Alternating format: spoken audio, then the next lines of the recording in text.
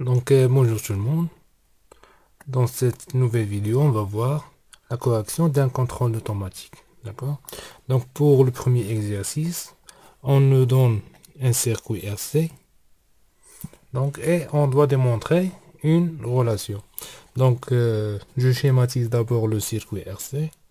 Donc, j'ai une tension d'entrée que je vais noter U de T. Donc, une résistance.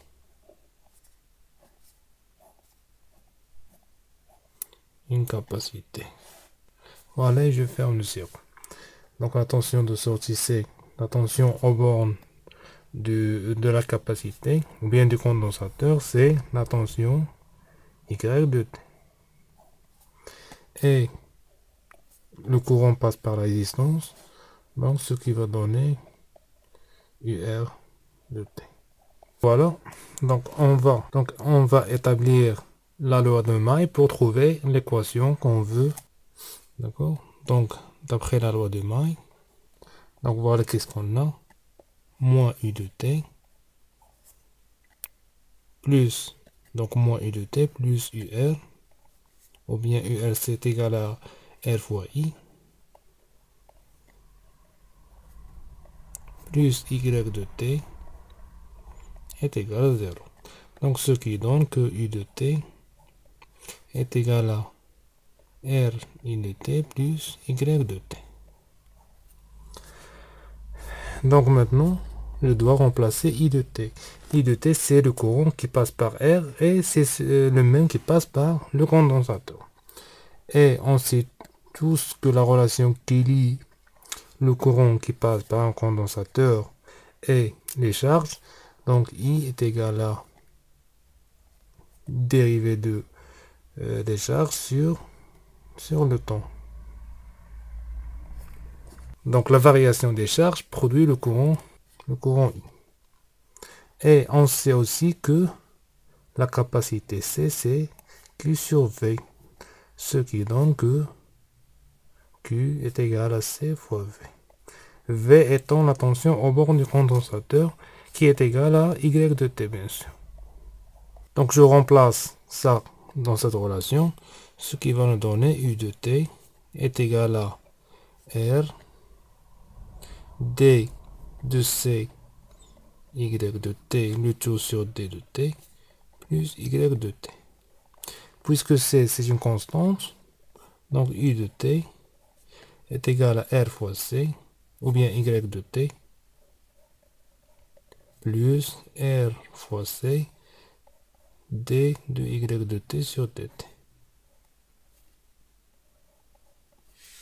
Donc voilà notre relation.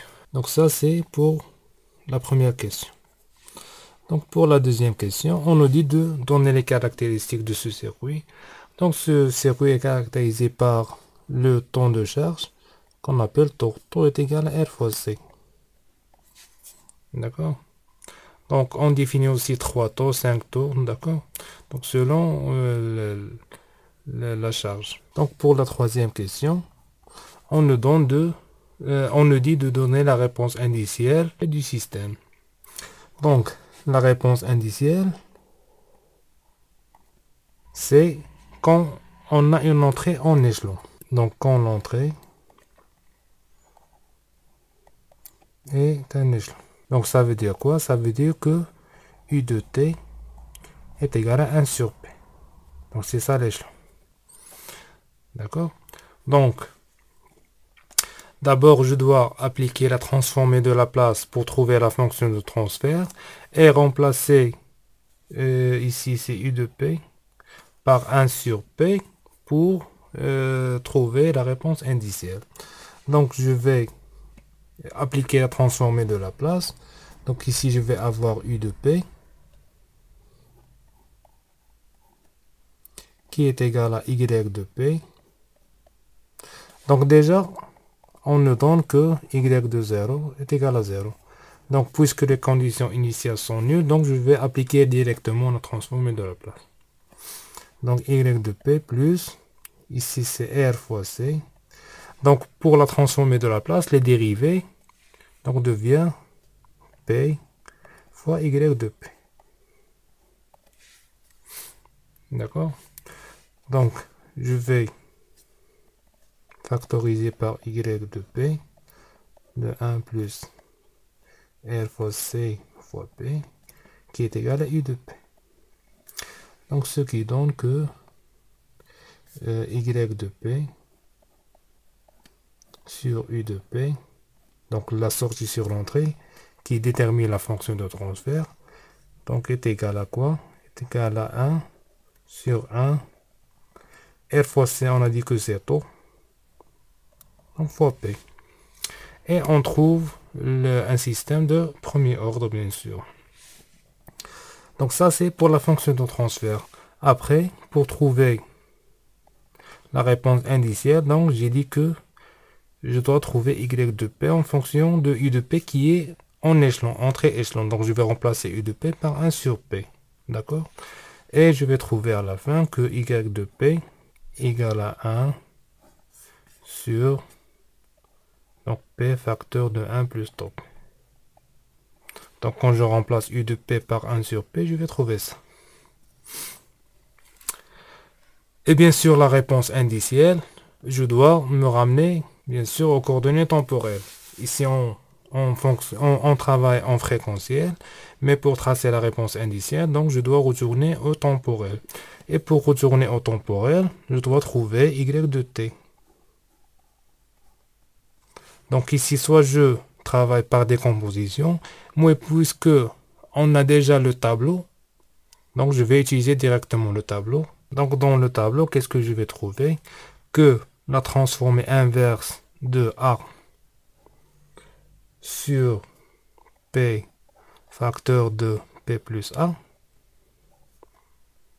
sa transformée inverse, ce n'est que 1 moins l'exponentielle moins A fois T.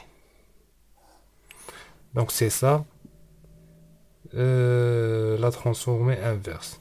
Donc d'abord, je dois écrire cette fonction-là sous cette forme-là. Donc y de p. Donc je dois factoriser par taux ici. Ça va donner taux fois p. Facteur de 1 sur taux plus p. Et le 1, donc ce taux-là, je vais le ramener ici. Donc ça va devenir 1 sur taux sur p. Facteur de p plus 1 sur taux. Donc le 1 sur taux, c'est notre a ici. D'accord? Et y de t,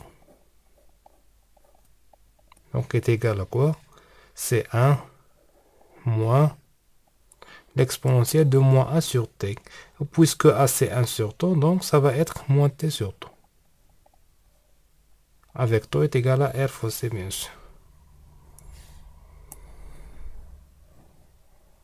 Donc voilà notre réponse indicielle. Et le tracé, c'est facile. Donc ici, c'est y de t. Donc quand t est égal à 0, qu'est-ce que je vais trouver? L'exponentielle de 0, c'est 1. 1 moins 1, c'est 0. Donc ça va commencer par 0. Et à l'infini, donc en régime permanent, l'exponentielle de moins l'infini, c'est 0. Et je vais trouver 1.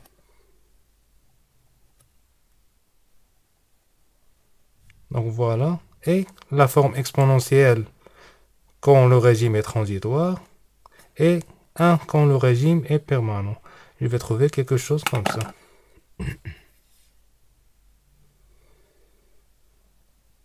Donc c'est la caractéristique d'un système de premier ordre. Bien sûr pour taux. Donc ça va être égal. Ça c'est taux. Et 3 taux, ça va être quelque chose comme ça. 5 taux, ça va être ici. Quand on s'approche de 90% de la valeur finale. Donc voilà pour la réponse indicielle. Donc maintenant, on va tracer le diagramme de Bode. Donc le diagramme de Bode de la fonction de transfert. Donc la fonction de transfert, on l'a déjà écrit. Donc c'est y de p sur u de p est égal à quoi? C'est 1 sur 1 plus taux p. Donc ça se dessine directement. Donc sinon, on a, ça c'est h de p, la fonction de transfert. Donc le module ce n'est que 1 sur la racine de 1 plus, combien je vais raisonner comme ça, donc ça va être ici, je vais factoriser par taux, je vais avoir ici 1 sur taux, d'accord, ici je vais avoir 1 sur taux au carré plus P c'est J oméga, donc oméga au carré. Donc ici ça va devenir 1 sur taux plus P, donc ici c'est 1 sur taux. D'accord, je vais l'écrire sous cette forme pour être plus clair. Donc ça c'est le module, donc ici j'ai oméga, ici j'ai le module de H, ici j'ai le gain, ça veut dire c'est 20 log H. Donc ici je vais commencer par 0, je vais finir par plus l'infini, et la fréquence de coupure c'est 1 sur taux. Donc ici je vais faire une approximation, donc ici je vais avoir un gain de 1 sur taux qui est constant, donc dans les deux intervalles, donc 1 sur taux ici, 1 sur taux ici. Donc je vais faire une approximation, quand oméga est très inférieur à 1 sur taux, donc la racine de 1 sur taux au carré plus oméga au carré, ça va être à peu près égal à quoi? 1 sur taux. Et quand oméga est très supérieur à 1 sur taux, donc l'approximation de 1 sur taux au carré plus oméga au carré est égal à peu près oméga. D'accord? Donc deux cas à distinguer. Donc ici, dans cet intervalle-là, ça veut dire oméga est très inférieur à 1 sur taux. Je vais avoir 1 sur taux. Donc ici pour H, sont cette constante-là. Donc ici, je vais l'appeler H0. Ou bien H1, ça c'est H0, sans cette constante, d'accord? Et quand oméga est très supérieur, ça veut dire d'ici à plus l'infini, ça va être égal à oméga. D'accord? Donc maintenant, je vais tracer, je vais calculer H1. Donc le module complet avec le 1 sur taux. Donc 1 sur taux sur 1 sur taux, ça fait 1. Dans cet intervalle-là. Et ici, ça va faire 1 sur oméga fois taux.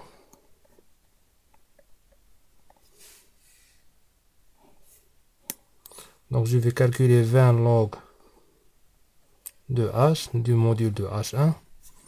Donc 20 log de 1 c'est 0. Et 20 log de 1 sur, ça fait 20 log de 1 c'est 0 moins 20 log du produit. Donc le log du produit c'est la somme. Ça va faire moins 20 log oméga moins 20 log de taux. D'accord? Donc, quand on calcule 20 log de la fonction de transfert, maintenant je vais calculer la pente.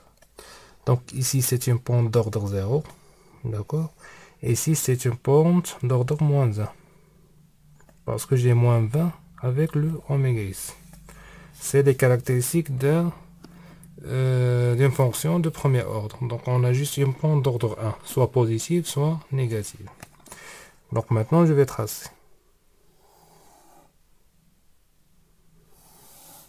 Donc ici c'est oméga quand elle tend vers moins l'infini. Et quand elle tend vers moins l'infini, c'est 0 ici.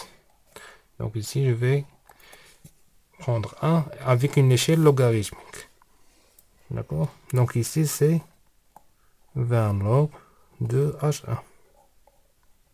Donc 20 log de H1 dans cet intervalle-là. Donc ici c'est 1 sur taux par exemple. C'est la fréquence de coupure. Donc dans cet intervalle-là, de 0 à 1 sur taux, donc la fonction de transfert est égale à 0.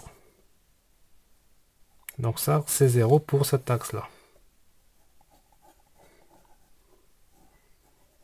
Donc voilà.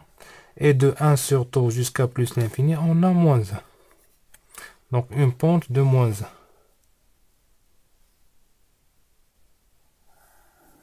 1. Voilà, une pente de moins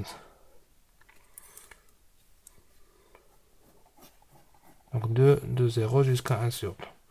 Donc pour la courbe réelle, non, ça va être quelque chose comme ça.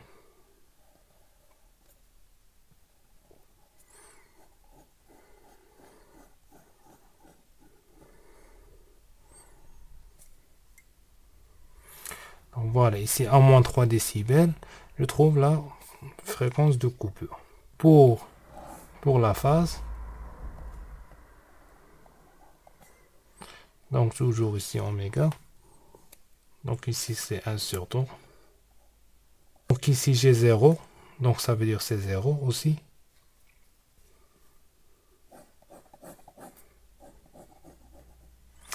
Et ici une pente de moins 1. Donc je vais multiplier par pi sur 2. Donc ça va faire moins pi sur 2.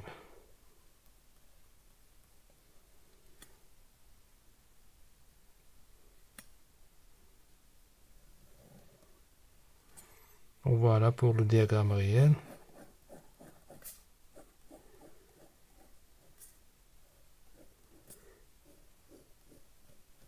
Ça va passer par la moitié ici.